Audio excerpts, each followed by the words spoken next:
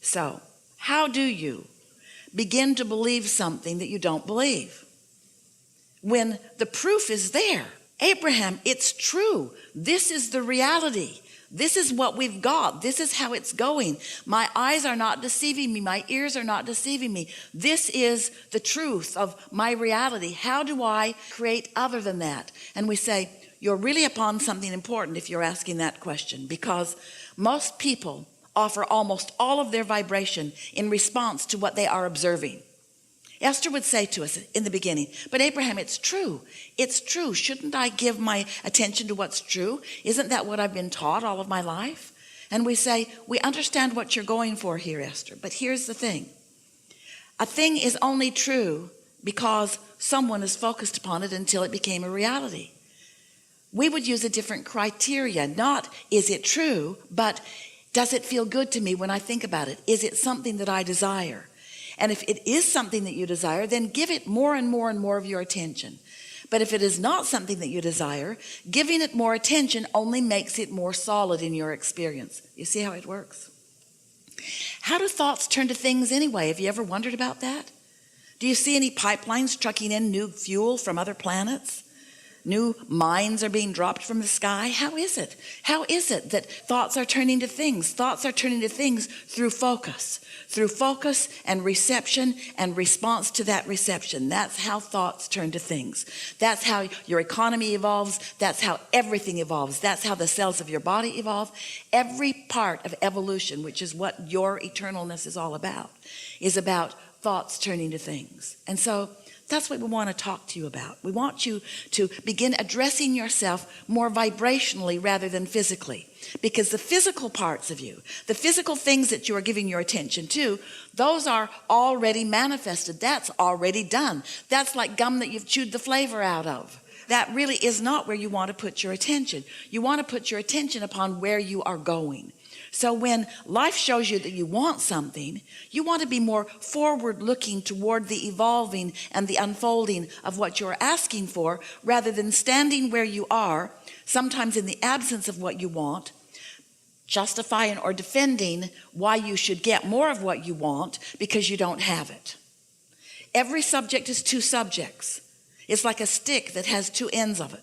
And on one end is the absence of what you want, and on the other end is the presence of what you want. So the question that we're asking you is, when you ask for more money, where's your gut? Where's your emotion? Are you standing in a feeling of desperation? Are you standing in a feeling of disappointment? Or are you standing in an attitude of appreciation and anticipation? Where's your vibration relative to the things that you're asking for? Are you more of a vibrational match to what you want, or are you more of a vibrational match to its absence? Are you more of a vibrational match to the problem or the solution, to the question or the answer? Well, we can tell you the answer. You can tell by how things are unfolding. However it's turned out so far, that's what you're a vibrational match to. It's always that way. You can tell what you're offering vibrationally by what you're living, by what you're surrounded by. So here's what we want you to hear that may be new for you, and it really is the answer to getting past beliefs that don't serve you. A belief is only a thought you continue to think. That's all. A belief is just a thought that you continue to think. Now we want to help you let yourself off the hook a little bit. You continue to think those thoughts because law of attraction really helps you to continue to think those thoughts. You can't think far past the thoughts that you're already thinking. So there's no hope for you. We've enjoyed this interaction immensely. Good luck with all of that. Think of us, we're living happily ever after. But there is a way that you can not so much bridge your belief immediately. You might be able to bridge a belief if you could surround yourself with other people who believe in the advantage that you have not yet given to yourself. So you may be able to bridge your beliefs if you had someone around you who knows answers to what you're looking for, and you don't know the answer, but they do, and they talk to you every day, and you get to watch them in their life, and eventually you could come to believe, because they believe it and they're living it, you could change your beliefs a little bit. That's how most humans are bridging their beliefs, are changing their beliefs. But there's a much easier way. So we have some questions for you before we give you this important thing, the answer to all your hopes and dreams. Do you accept that you are more than this physical personality that you know as you? Yes. So if this inner being exists, and we promise you your inner being does exist, and since your inner being does exist and your inner being is standing in complete knowing of what you're asking for, in other words, knowing, seeing the vibrational version of it, and knowing that this vibrational version, just like a seed in the ground, can grow to the full manifestation that you're looking at, the seed to the abundance you're looking for, the seed to the physical wellness, the seed to the relationships that you want, the seeds to all things that you have been asking for. Since your inner being is there with those seeds, do you believe that your inner being is there with the beginning of what you're asking for? And do you understand that now you've got to do something about letting this vibrational version be realized by you? Your inner being doesn't have the right or the wherewithal to assert anything into your experience. You got to sync up with it. So you have to become a believer of the vibrational reality before the vibrational reality can come into your experience. We wrote a whole book about it, a couple of books about the vortex and about how everything you want is there. And so many of you followed us to a certain point, but it became annoying to you. All right, Abraham, I get it. Everything I want is in the vortex, and you want me over there at the doorway of my vortex so that I can get what's in there. But just tell me one thing, Abraham, how do I get the money out of the vortex and into the bank? Enough of this vibrational version already. I'm sort of sick of hearing about the vibrational version. I live in the real world. I want it to come out into the real world where it can be part of my manifestation. And we say, it is already a manifestation, but feel the difference between a manifestation. A manifestation is whatever you're living and feeling in any moment, and every moment is a manifestation. But feel the difference between manifestation and your realization of it. Esther's pen was in her purse. It was there. But her realization of it wasn't, so it might as well have not been there because she didn't have hold of it. You see what we're getting at? And so much of what you want is just like that pen in Esther's purse. You're walking around with it all day, every day. It's just a reaching in and pulling out. That's all that's required. But because you believe it isn't there, you don't do that. So, do you believe that there is a vibrational version of what you want that has progressed in varying degrees, some of it ripe and ready for you to experience? So if the answer to that is yes, then you really are ready for what we are encouraging in a very powerful way these days. You're ready to deliberately put yourself into the receiving mode where you can receive the impulses about it. And this is different than bridging beliefs, because bridging beliefs takes time.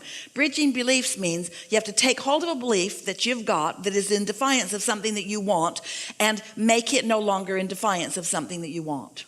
Have you ever talked to anyone?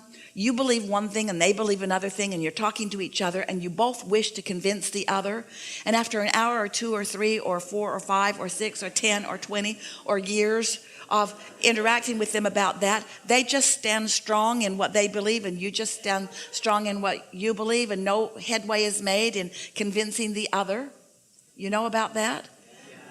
You've got that exact thing going on inside of you where I want this, but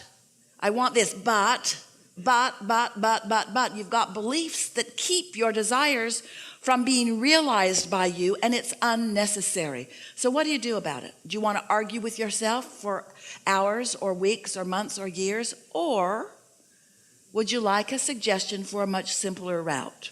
Yes. We thought you'd say that. When you quiet your mind, you stop all thought. And when you stop all thought, all beliefs, ooh, you're really going to like this. So we're going to start in a different place because we really want you to hear this. Imagine a cork floating on the water. And let's just say that this up here on this surface is alignment with your source, pure positive energy. Now you can hold that cork under the water, and let's call that negative emotion.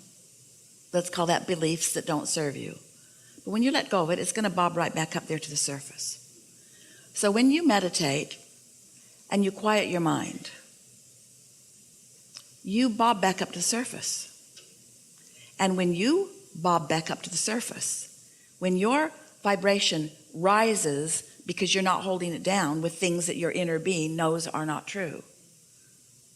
When hatred and fear are disengaged, and in their absence, you just move right back up into the natural love and pure positive energy that is you. That's what we call the receiving mode, which means now you are at the doorway of your vortex. Now, in that absence of contradictory beliefs, the beliefs of your inner being are dominant. In fact, they are only. When you meditate and quiet your mind and allow your vibration to rise, now you are only the frequency of your inner being. Now think about what we've been talking about already here today. So here's your inner being and this vibration, and here's you and this vibration, and everything you feel is about the mix of that. If you are in tune with your inner being, you feel wonderful. If you're not, you feel less wonderful to varying degrees, all the way over to awful. But when you meditate and quiet that part of your vibration, and your vibration rises, now you are at the doorway of your vortex. Now you are in the receiving mode. Now what your inner being knows about everything, and what your inner being knows mostly about is you, now it is your knowledge too. And so now ideas begin to flow to you through your path of least resistance. So when you are in meditation and a thought comes to you, that thought is a thought worth listening to, because it's not from this receptive mode of fear. It's from this receptive mode of knowing who you are, what you want, what's in your vortex, what's already been allowed by you to play out. Your inner being knows where you stand in relationship to everything you want, and knows your path of least resistance to guide you to it. Isn't that nice?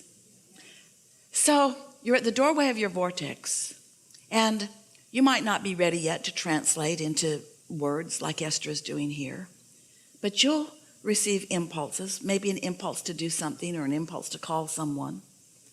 But then you're going to get back into your day. And as you get back into your day and you start observing what's going on in your day, you're probably going to reintroduce more resistance back into your experience. So the closer to meditation, the more likely you are to more clearly receive the answers that you've been listening for. The further into the day you get, the more you're going to start behaving like you usually do. But can you feel how, after a few days of this, or weeks of this, or even years of this, where you quiet your mind and tune to the frequency of who you are, that you could become more guided by that broader perspective? It's just sometimes you're not in the receiving mode and you cannot hear.